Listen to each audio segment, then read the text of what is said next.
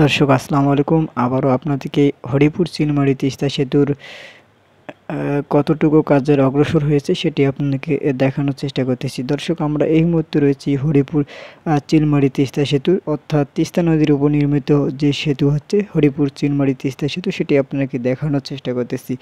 আপনারা দেখতে পাচ্ছেন এবং 1 নম্বর পিলার এবং 0 পয়েন্টের গার্ডার স্থাপনের কাজ সম্পূর্ণ হয়েছে। ঢালাইয়ের কাজ দ্রুত গতিতে চলতেছে।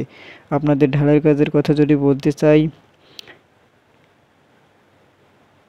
4-5 নাম্বার পিলারের উপর ঢালাইয়ের কাজ 4-5-6-3 নাম্বার পিলার পর্যন্ত আপনার ঢালাইয়ের কাজ চলতেছে, সেটি আপনাদেরকে দেখানোর চেষ্টা করতেছি। আমরা স্ক্রিনে যে আপনারা সামনে দেখতে পাচ্ছেন, এটি কিন্তু চিলমারী অংশে 1 নম্বর এবং 0 পয়েন্টের উপর যে গার্ডার স্থাপন করে সেটি কিন্তু চলমান রয়েছে। আশা করা যাচ্ছে সেটির কাজ, যে ঢালাইয়ের কাজ শীঘ্রই চালু হবে। আপনারা দেখতে পাচ্ছেন 0 পয়েন্টের সামনে আপনাদেরকে দেখানোর চেষ্টা করতেছি। আপনারা জানেন যে পাশাপাশি কিন্তু রাস্তার কাজও কিন্তু দ্রুত গতিতে চলছে।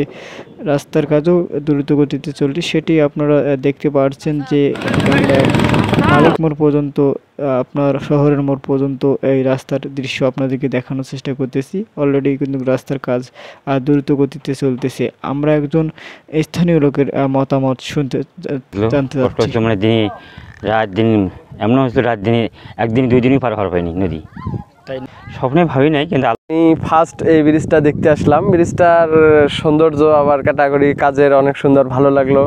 আবার আমার বাসা চিলমারী থেকে আমরা যখন কুড়িগ্রাম বা রংপুর হয়ে যাই অনেক দীর্ঘ সময় লাগে। আর এই হরিপুরের ব্রিজটা হলে আমাদের 4-5 ঘন্টা সেভ হবে।